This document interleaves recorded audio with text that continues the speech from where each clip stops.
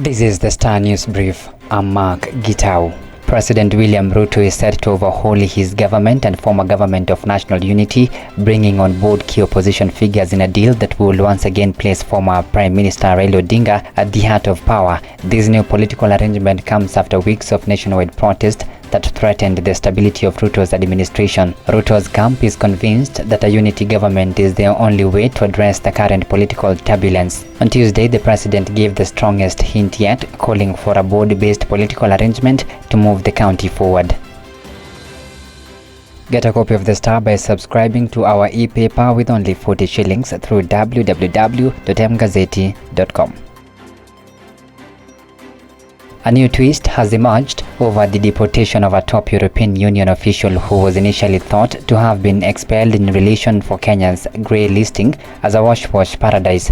A government intelligence brief, however, says David Hott was kicked out from the country after it was discovered that he was an undercover spy undermining the country's national security. The brief, obtained exclusively by the Star, claims Hott's missions was to secretly recruit senior security officers and top government bureaucrats with the aim of infiltrating government. President William Ruto's signing of the IEBC Bill 2024 has set in motion the recruitment of the next group of commissioners.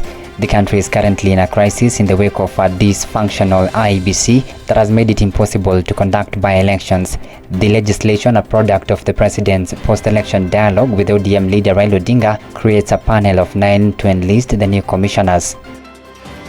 The Ministry of Health and Doctors Union have failed to agree on the posting of 1,210 interns, some of whom have been protesting outside the Afya House since Monday. The group comprises 72 dental, 849 medical and 289 pharmacy trainees. The law requires them to undergo internship training for 13 months before they are licensed to practice. The interns, numbering a little more than 100, started their protest on Monday.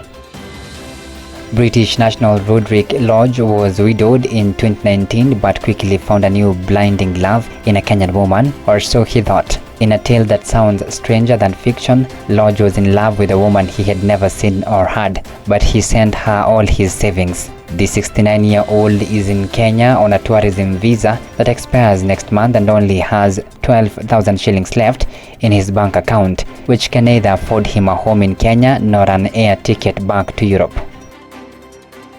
Get a copy of The Star by subscribing to our e-paper with only 40 shillings through www.mgazeti.com.